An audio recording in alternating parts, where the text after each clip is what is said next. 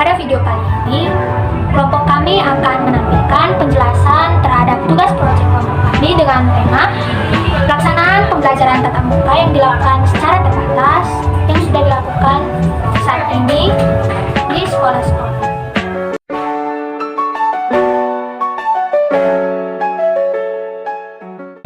Terima kasih Pak atas bimbingannya sehingga kami dapat menyelesaikan tugas proyek pada mata kuliah pengantar antropologi ini. Dan di sini saya perwakilan dari kelompok Edward Bunarthayon izin untuk memperkenalkan diri daripada anggota kelompok Edward Bunarthayon. Yang pertama ada Leonardo Siagian sebagai ketua kelompok. Yang kedua ada Elizabeth Afrina Marung sebagai anggota, yaitu saya sendiri. Yang ketiga ada Erlani Valenti Durginting sebagai anggota kelompok. Dan yang terakhir ada Juliana Sinaga sebagai anggota kelompok. Baiklah, untuk mempersingkat waktu, langsung saja kami akan tampilkan penjelasan dari tugas proyek kelompok kami. Selamat menyaksikan. Halo, perkenalkan nama saya Juliana Sinaga. Saya dari kelas A reguler tahun 2021, jurusan Pendidikan Antropologi. Video ini bertujuan untuk bagaimana pelaksanaan pembelajaran tatap muka terbatas.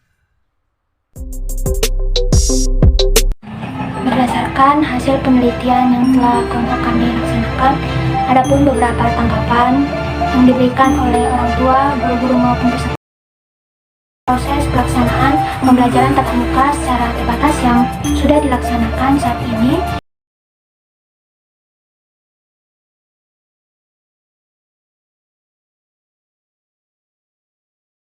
PTM terbatas di sekolah karena anaknya akan berinteraksi dengan orang banyak dan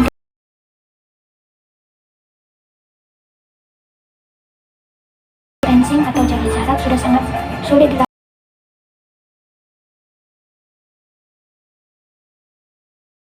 Terbatas sudah sangat baik dilaksanakan karena untuk protokol kesehatan dimulai dari telah dilaksanakannya vaksin oleh peserta didik maupun guru-guru dan pematuhan protokol kesehatan seperti mencuci tangan sudah dilaksanakan dengan baik di sekolah. Adapun tanggapan peserta didik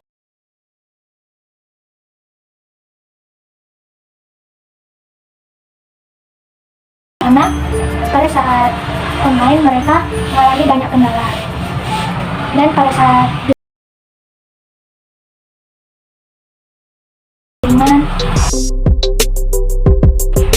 peran dari orang tua sangat diperlukan pada saat pelaksanaan PTM terbatas di sekolah saat ini karena untuk faktor keberhasilan dari pelaksanaan PTM terbatas di sekolah tidak hanya menjadi tanggung jawab dari guru-guru melainkan juga tanggung jawab dari orang tua karena orang tua harus memberikan izin kepada anaknya agar bisa mengikuti pelaksanaan PTM terbatas di sekolah karena sudah menjadi imbauan bahwa jika seorang peserta didik tidak mendapatkan izin oleh orang tuanya untuk mengikuti PTM terbatas, maka peserta didik tersebut tidak diperbolehkan untuk mengikuti PTM terbatas melainkan hanya mengikuti pembelajaran online di rumah.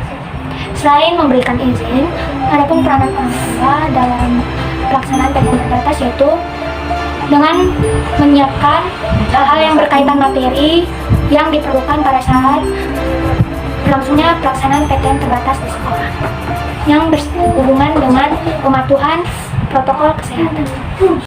Perkenalkan, nama saya Leonardo Siagian. Saya akan membacakan latar belakang dan syarat pelaksanaan pembelajaran tatap muka secara terbatas. Wabah pandemi coronavirus disease 2019 atau COVID-19 yang melanda Indonesia mengakibatkan seluruh aspek kehidupan sangat terganggu, termasuk pada sektor pendidikan.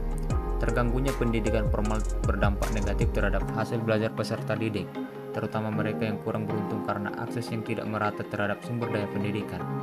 Memperhatikan kondisi di atas, pemerintah mengeluarkan surat keputusan bersama atau SKB 4 Menteri tentang panduan penyelenggaraan pembelajaran di masa pandemi coronavirus disease 2019. Kebijakan ini mengharapkan satuan pendidikan dapat melaksanakan pelajaran tatap muka. PTM dapat dimulai sejak dikeluarkan SKB 4 Menteri atau minimal dimulai bulan Juli 2021 sebagai awal tahun pelajaran. Syarat pelaksanaan PTM terbatas sebagai berikut. 1. Satuan pendidikan wajib memenuhi daftar periksa sebelum memulai layanan PTM terbatas. 2. Dikombinasikan dengan PJJ untuk memenuhi protokol kesehatan. 3. Orang tua atau wali dapat memutuskan bagi anaknya untuk tetap melakukan PJJ walau sudah mulai PTM terbatas. 4. Pemerintah pusat, pemerintah daerah atau Kanwil, dan kantor Kementerian Agama wajib melakukan pengawasan. 5. Berdasarkan hasil pengawasan dan atau jika terdapat konfirmasi COVID-19, wajib melakukan penanganan kasus dan dapat memberhentikan sementara PTM terbatas di satuan pendidikan tersebut. 6. Dalam hal terdapat kebijakan pemerintah pusat untuk mencegah dan mengendalikan penyebaran COVID-19, maka PTM terbatas dapat diberhentikan sementara sesuai jangka waktu. Perkenalkan, nama saya Erlani Valenti Bruginting dengan NIM 32133222024. Syarat pelaksanaan. Berdasarkan SKB 4 Menteri 30 Maret 2021, adapun syarat pelaksanaan pembelajaran tatap muka yaitu sebagai berikut. Yang pertama, lokasi sekolah berada di PPKM level 1 sampai dengan 3. Yang kedua, telah melakukan verifikasi dan evaluasi kesiapan dalam melaksanaan PTM berdasarkan daftar periksa di Dapodik atau emisi.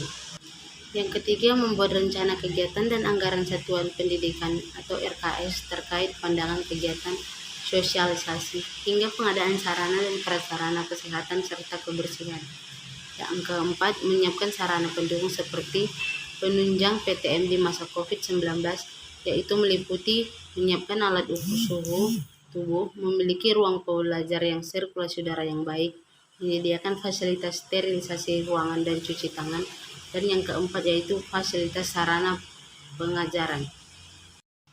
Yang keempat yaitu menyiapkan ruang ganti pakaian bagi siswa yang naik transportasi umum. Yang kelima, adanya kesepakatan antara sekolah dan komite sekolah. Yang keenam, guru, tenaga pendidik, dan tenaga penduduk wajib vaksinasi penuh. Yang ketujuh, pembentukan Satgas COVID-19 di sekolah. Yang ke-8, kegiatan di luar lingkungan sekolah serta kegiatan ekstrakurikuler tidak boleh selama masa transisi dan diperbolehkan selama masa kebiasaan baru dengan protokol kesehatan. Yang ke-9, membuat pembagian kelompok belajar dengan rombakan belajar, tata letak ruangan dengan jarak minimal 1,5 meter.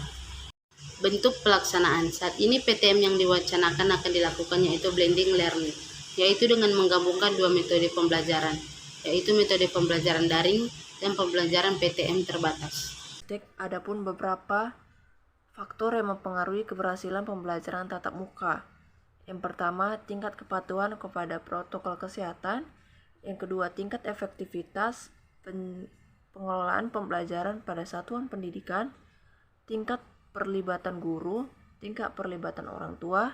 Dan yang terakhir, upaya refleksi dan perbaikan pembelajaran. Demikian video project dari kelompok kami. Saya ucapkan terima kasih. Demikianlah penjelasan yang telah kelompok kami berikan. Apabila ada kesalahan saat pemberian informasi maupun informasi yang kami berikan tidak tepat, kami mohon maaf. Sekian dan terima kasih. Sampai jumpa.